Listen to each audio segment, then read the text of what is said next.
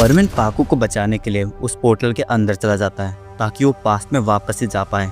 पर जब वो पास्ट में जा रहा होता है तो उसके सामने अचानक से कुछ और मुसीबतें आ जाती हैं और परमेन जब उन मुसीबतों से लड़ रहा होता है तो अचानक से उसके सर में दर्द होने लगता है बहुत तेज तेज और उसको कुछ पुरानी यादें आ रही होती हैं। और ये जो मेमोरीज उसके दिमाग में आ रही हैं वो उसके लिए बिल्कुल नई थी, क्योंकि उसे बिल्कुल याद नहीं कि ऐसा उसके साथ कभी हुआ भी था। और उसकी मेमोरीज में हम देख सकते हैं कि एक लड़की हमें दिखाई दे रही है। तो पिछले पार्ट में हमने देखा कि किस तरह से गोकू और परमेन दोनों ही मल्टीवर्स में शांति बनाए रखने के लिए उस क्रिस्टल को हासिल करने वाले तो होते हैं, पर उसी समय एरीज जो होती है वो उन दोनों को ही धोखा दे देती है।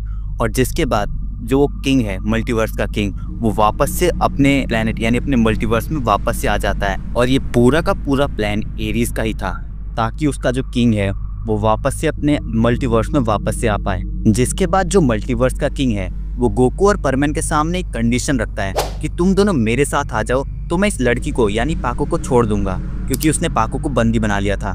पर ये डिसीजन लेने में परमेन को थोड़ा लेट हो जाता है, जिसके कारण जो मल्टीवर्स का किंग है वो पाको को मार देता है। जिसके बाद हमने देखा कि किस तरह परमेन एकदम बेकाबू हो जाता है, मतलब बीस्ट बन जाता है और हर जगह तबाही मचाने लगता है। जिसके बाद वो मल्टीवर्स के किंग को तो यूं चुटकियों में खत्म भी कर देता है। तभी जो क्रिस्टल है वो परमेन के सामने आ जाता है और उसके बाद परमेन को ये तबाही रोकने के लिए कहता है। और उसके साथ साथ वो ये भी कहता है कि तुम ये तबाही रोक दो, मैं तुम्हें पास्ट में वापस से भेजने का एक मौका दूंगा जिससे तुम पाको को बचा सकते हो। और यहाँ पर क्रिस्टल की बात मानते हुए परमेन शांत हो जाता है। क्रिस्टल अपनी विल से एक पोर्टल परमेन के सामने खोल देता है। वो एक रास्ता था प्रेजेंट से पास्ट में जाने का। और ये सब चीजें जो क्रिस्टल है नेचर के लॉज के खिलाफ जाकर कर रहा है, तो आगे जाके कुछ ना कुछ तो होगा। जिसके बाद परमेन उस पोर्टल के अंदर चला जाता है और शुरुआत होती है मल्टीवर्स में शांति बनाए रखने और पाको को वापस से जिंदा करने की एक नई जंग। अब परमेन जब उस पोर्टल में ट्रैवल कर रहा होता है और अपने पास्ट में वापस से जा रहा होता है तो वहाँ का जो एटमॉस्फेयर है पोर्टल के अंदर का वो बहुत ही शांत होता है और ऐसा लग रहा था कि कहीं से भी कुछ भी हो सकता है।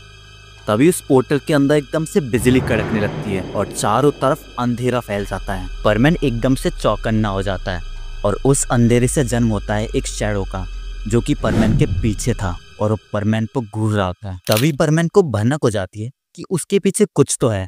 तभी वो पीछे मुड़ जाता है और जैसे वो पीछे मुड़ता है वो शैडो भी उस पर अटैक कर देता है। उस शैडो का अटैक परमेन डिफेंड कर लेता है, पर तभी परमेन के चारों तरफ एक एक करके बहुत सारे शैडोज आ जाते हैं। तुम कहीं नहीं जाओगे, हम तुम्हें पास्ट में जाने नहीं देंगे। तुम्हारा ये अंधकार मुझे उजाला लाने से नहीं रोक सकता।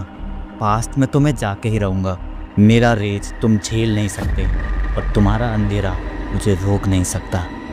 पाको को तो मैं बचा कर ही रहूँगा। तुम्हारी शक्ति मेरे प्यार के आगे नहीं टिक सकते। मुझ पर एक साथ कोई अटैक नहीं करेगा, बल्कि मैं ही तुम सब पर एक साथ अटैक करूंगा। जिसके बाद परमेन एक जोर का रोर करता है और आधे से ज्यादा शैडोज तो परमेन के रोर से ही खत्म हो जाते हैं। और जो बचे कुछ स्ट्रॉन्ग शैडोज थे वो परमेन पर हमला करने वाले होते हैं। पर इससे पहले कि शैडोज उस पर हमला कर पाते हैं, उससे पहले ही परमेन की जो बीम है वो उन सब पे लग जाती है और चारों तरफ लाल लाल कलर फैल जाता है, प्यार का कलर। और ये कलर उस अंधेरे पर हावी पड़ रहा था और शुरुआत होती है एक बहुत ही भयंकर तूफान की, जिसमें परमेन अकेला उन सभी शैडोज से लड़ रहा होता है।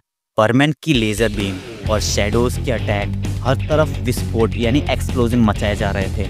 बहुत तेज तेज हमले हो रहे थे। हर तरफ बस काले और लाल कलर की रोशनी हमें दिखाई दे रही थी। वो सब इतने तेज लड़ रहे थे, इतनी तेज स्पीड में लड़ रहे थे कि हम उनको देख ही नहीं पा रहे हैं। ना तो यहाँ परमेन रुक रहा था और ना तो उधर वो शैडोज, बस फाइट पे फाइट होए जा रही है। प्यार ये तो बस इंसान को कमजोर बनाता है, असली शक्ति तो अंधकार में ही है। पोर्टल के अंदर जो लड़ाई थी वो चरम पर पहुंच गई थी, जिससे पोर्टल बहुत ज्यादा डैमेज हो गया था। फाइट के दौरान परमेन के दिमाग में पाको की यादें आ रही होती हैं, वो समय जब उन्होंने एक साथ समय बिताया था इस मल्टीवर्स में आने से पहले, जब पाको ने कहा था कि काश ये समय कभी खत्म ही ना हो पाता।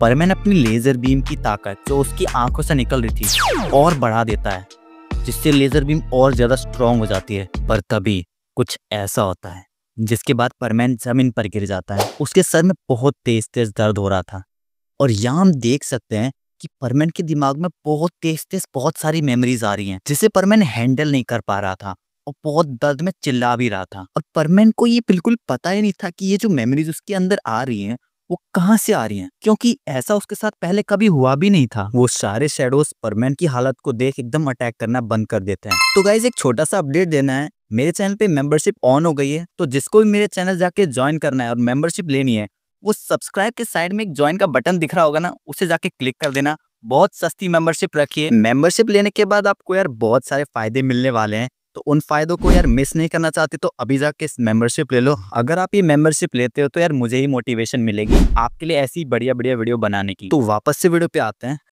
जिसके बाद परमैन और जोर जोर से चिल्लाने लगता है। वो उन मेमोरीज को हैंडल ही नहीं कर पा रहा था। और सबसे बड़ी बात, उस मेमोरीज में परमैन को कोई लड़की दिखाई देती है जो ना तो पाको थी, ना तो सुमीरे, ना कोई और। जिसके बाद परमैन जोर से चिल्लाकर अपनी ही मेमोरीज से कहता है कि मुझे पाको को बचाना है, तुझे नहीं। जिसके बाद परमैन फिर से बीस्ट मोड में जाने लगता है। पर तभी वो सारे शैडोज वहां से गायब हो जाते हैं और परमैन नॉर्मल हो जाता है। परमैन वहीं पेट के बल नीचे लेट जाता है। जिसके बाद परमैन की आंखों से खून के आंसू निकल रहे होते हैं। यहाँ लेटे हुए ही परमैन धीरे धीरे कहता है कि मैं अंधकार नहीं फैलने दूंगा, पाको को बचाऊंगा। जिसके बाद परमैन उठने की पूरी कोशिश करता है और चलकर धीरे धीरे पोर्टल के एंड की ओर बढ़ जाता है।